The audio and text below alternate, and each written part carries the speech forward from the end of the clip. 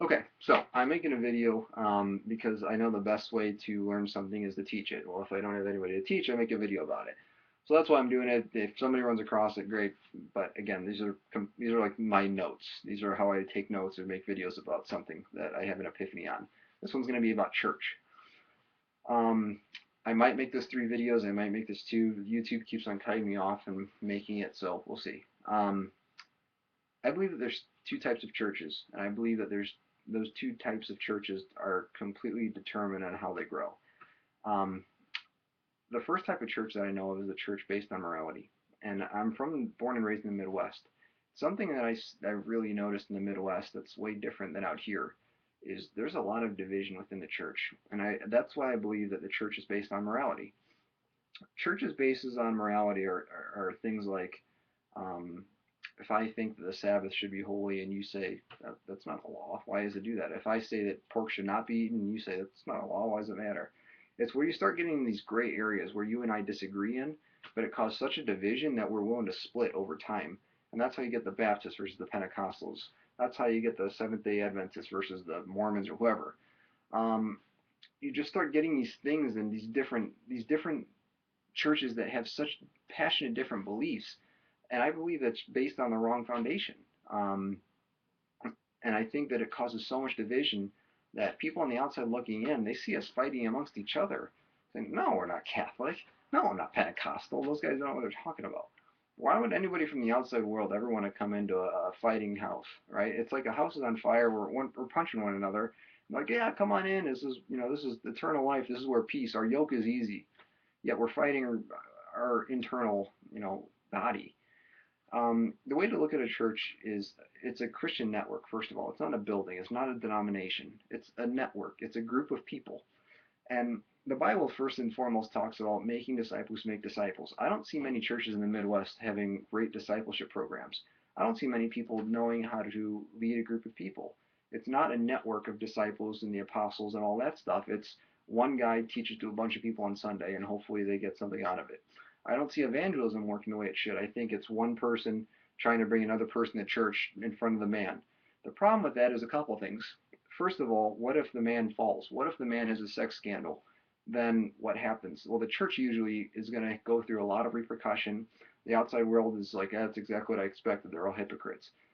Um, and some of the believers, let's say they don't feel comfortable any longer in, let's say, the Baptist church. They're not just going to go into the Pentecostal church because they don't feel right there. They don't feel like they belong there. They don't feel like those people are actually Christians. That's a huge problem. You can't base something off that. On top of that, when you base something on morality, the problem with morality is it's you still judge off of works. If you see an ultra terrible sinner, if you see a sinner who says, F you, F Jesus, F all these people, you're going to say, that person really needs Jesus. And you do it as if you don't need Jesus. You're going to say that, man, that person really needs Jesus, like more than I do almost. And you get this holier than thou thing. Like you have any authority to lead these people. Like, you're more equipped in the sense of spiritualness that has nothing to do with anything. And we try to shove our beliefs down people's throat, like, uh, um, saying like, I don't know how much time they have. If I really love them, I'm going to talk to them because if I saw my mom and she was going down a cliff, I'm going to tell them. I understand where you're coming from, but I think if you really love them, you're going to take the time to communicate with them in a way that they're actually going to hear. And it's ironic how Jesus, when he talks with us, when he communicates with us, you ever notice prayer? We're the ones doing all the talking, right? Jesus is the one holier than thou, yet we're the ones doing all the talking. When we are talking about, when we're talking with unbelievers, we're the ones doing all the talking, trying to shove it down our throat. Clearly, God knows what the best denomination is. Clearly, God knows whatever the best beliefs are. Why is it that we're the ones doing all the talking and he's the one listening? I think that shows a lot. It shows that we're pouring our hearts to him. He doesn't force us to do anything. He's just available all the time. And I'm going to talk about the church of unification and love. And I believe that's a huge difference here. But that's the church of morality. And I think that the Midwest is going to have more and more division. I think that You're going to get in trouble once you lose your leadership because you don't have much discipleship. And I pray it changes. I really do.